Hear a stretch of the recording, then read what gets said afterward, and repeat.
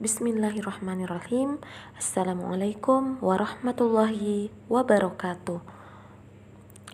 Puji syukur kita panjatkan atas kehadirat Allah Subhanahu wa taala dengan senantiasa melafazkan kalimat hamdalah dan senantiasa berselawat kepada Nabi Muhammad SAW. Saya Amira Bahrun dengan NIM 191100041 dengan program studi Pendidikan Agama Islam. Pada video ini, saya akan menjelaskan mengenai sejarah sosiologi pendidikan. Sebelumnya, saya ucapkan terima kasih kepada dosen pengampu sosiologi pendidikan, dalam hal ini Ibu Fauzia Zahrawati B, MPD. Nah, pada sejarah sosiologi pendidikan akan membahas 3 materi pokok, yaitu pertama tokoh sosiologi, yang kedua tokoh sosiologi pendidikan, dan yang ketiga adalah bagaimana paradigma sosiologi pendidikan. Pertama, kita akan membahas mengenai tokoh sosiologi. Adapun tokoh sosiologi yang mencetuskan sosiologi itu sendiri yaitu pertama Ibnu Khaldun. Pemilik nama lengkap Abdul Rahman bin Khaldun lahir di Tunis pada tahun 1332. Dia menulis banyak karya, diantaranya adalah Kitab Al-Ibar yang terdiri dari 7 jilid. Jilid pertamanya bertajuk Muqaddimah yang di dunia barat juga dinamakan Prolegomena. Ibnu Khaldun merupakan keturunan Arab Hadramaut dari Yaman. Kakek dan orang tuanya termasuk pelarian politik dari Andalusia yang kemudian menetap di Tunis.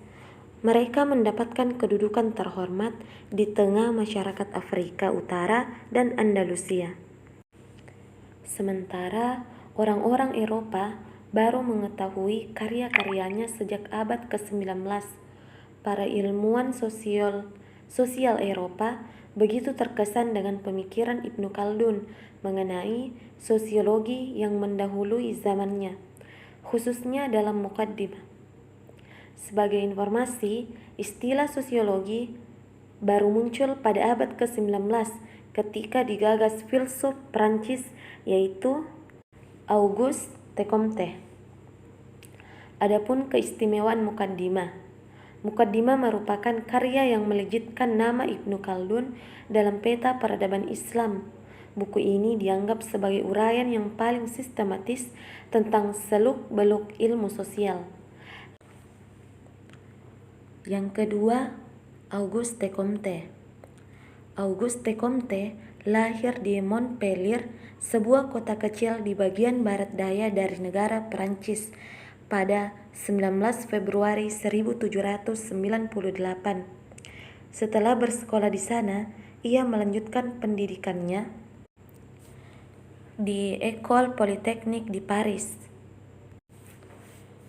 Auguste Comte disebut sebagai Bapak Sosiologi karena dialah yang pertama kali memakai istilah sosiologi dan mengkaji sosiologi secara sistematis, sehingga ilmu tersebut melepaskan diri dari filsafat dan berdiri sendiri sejak pertengahan abad ke-19 atau pada tahun 1856.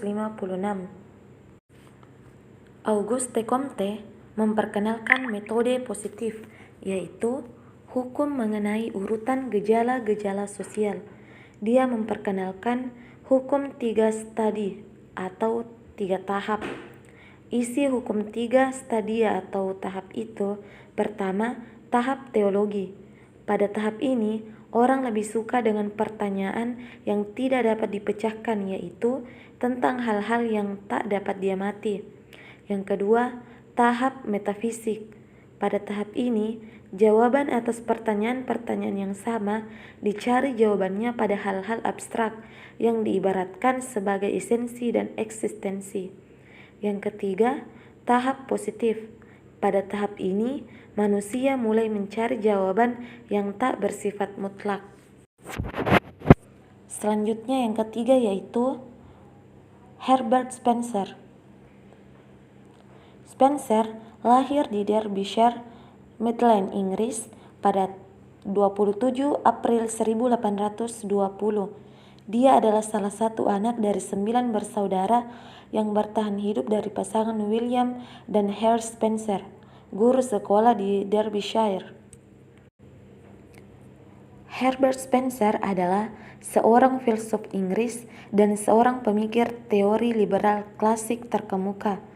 Meskipun kebanyakan karya yang ditulisnya berisi tentang teori politik dan menekankan pada keuntungan akan kemurahan hati, dia lebih dikenal sebagai Bapak Darwinisme sosial. Adapun pemikiran Spencer tentang sosiologi, menurutnya, objek sosiologi yang pokok adalah keluarga, politik, agama, pengendalian sosial dan industri, termasuk pula asosiasi masyarakat setempat, pembagian kerja, pelapisan sosial, sosiologi pengetahuan dan ilmu pengetahuan, serta penelitian terhadap kesenian dan keindahan. Pada tahun 1879, ia mengetengahkan sebuah teori tentang evolusi sosial yang hingga kini masih dianut walaupun di sana-sini ada perubahan.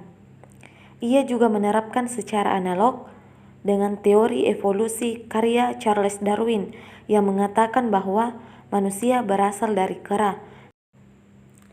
Yang keempat atau yang terakhir yaitu Émile Durkheim.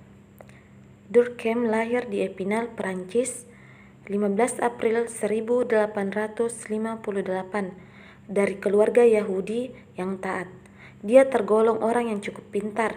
Kepandaiannya itu dibuktikan setelah dia mampu masuk di École Normale des Supérieurs, sebuah sekolah tinggi terkemuka di Prancis yang terkenal mencetak para ilmuwan besar di Prancis. Di sana, Durkheim bertemu dengan para pemikir besar di berbagai disiplin ilmu seperti Pierre Janet, Jean Jaurès, dan Henry Bergson. Dalam khazanah sosiologi, pemikiran Émile Durkheim sering dikategorikan dalam paradigma fakta sosial. Fakta sosial adalah sesuatu yang berada di luar individu. Dia lebih bersifat makro dan memberi penekanan pada aspek tatanan masyarakat secara luas. Durkheim sendiri membagi fakta sosial menjadi dua tipe, yakni fakta sosial material dan non-material. Fakta sosial material lebih tertuju pada kajian seputar masalah hukum dan birokrasi, sementara fakta sosial non-material adalah kebudayaan dan peranata sosial. Nah, Émile Durkheim mencetuskan teori fungsionalisme atau struktural fungsional. Dalam teori ini, Durkheim melakukan pengkajian terkait konsep tatanan sosial dan melihat bagaimana masyarakat dapat hidup secara harmonis melalui konsep tersebut, di mana teori ini melakukan pengkajian pada level makro, yaitu dengan menilai bagaimana aspek masyarakat dapat berfungsi. Teori fungsionalisme menjelaskan pemikiran Durkheim yang dijelaskan melalui pendekatan sistem. Pendekatan ini mengibaratkan masyarakat sebagai organisme hidup seperti manusia, hewan, dan tumbuh-tumbuhan yang dianalisis dengan sebuah struktur yang saling berfungsi. Selanjutnya, pembahasan mengenai tokoh sosiologi pendidikan. Pertama yaitu Lester Framework. Ia adalah seorang pelopor sosiologi di Amerika Serikat yang dianggap sebagai pencetus gagasan tentang lahirnya sosiologi pendidikan. Menurut Ward, pendidikan adalah alat penting untuk mendorong terjadinya proses evolusi masyarakat dalam mencapai tujuan-tujuan yang diharapkan. Yang kedua yaitu John Dewey. Gagasan Lester Framework dikembangkan oleh John Dewey, seorang tokoh pragmatisme, ahli pendidikan. Dalam bukunya Democracy and Education, Dewi menawarkan suatu konsep pendidikan yang adaptif dan progresif bagi perkembangan masa depan. Untuk merealisasikan konsepnya, Dewi menawarkan dua metode pendekatan, yaitu problem solving method atau pemecahan masalah, dan yang kedua yaitu learning by doing, yaitu diperlukan untuk menjembatani kesenjangan antara dunia pendidikan dengan kebutuhan dalam masyarakat. Yang ketiga yaitu Emil Durkheim, salah satu tokoh penting dalam khazanah perkembangan sosiologi pendidikan. Ia merupakan tokoh sosiologi juga. Emil Durkheim mengatakan bahwa pendidikan itu bukanlah hanya satu bentuk, baik dalam artian ideal maupun aktualnya, tetapi bermacam-macam. Keragaman bentuk dimaksud sebenarnya mengikuti banyaknya perbedaan lingkungan di masyarakat sendiri. Yang keempat yaitu Karl Mannheim. Dalam perkembangannya, ia sebagai sosiolog yang memasuki dan menekuni dunia pendidikan, memandang bahwa pendidikan adalah sebagai salah satu elemen dinamis dalam sosiologi. Pemikiran sosiologi Mannheim terkenal dengan sebutan sosiologi pengetahuan. Sosiologi pengetahuan adalah sosiologi yang berkaitan dengan ilmu masyarakat. Dan yang terakhir yaitu George Paine.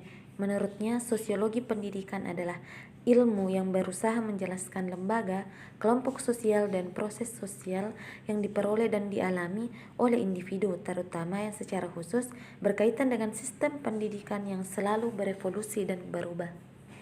Yang terakhir yaitu pembahasan mengenai paradigma sosiologi pendidikan.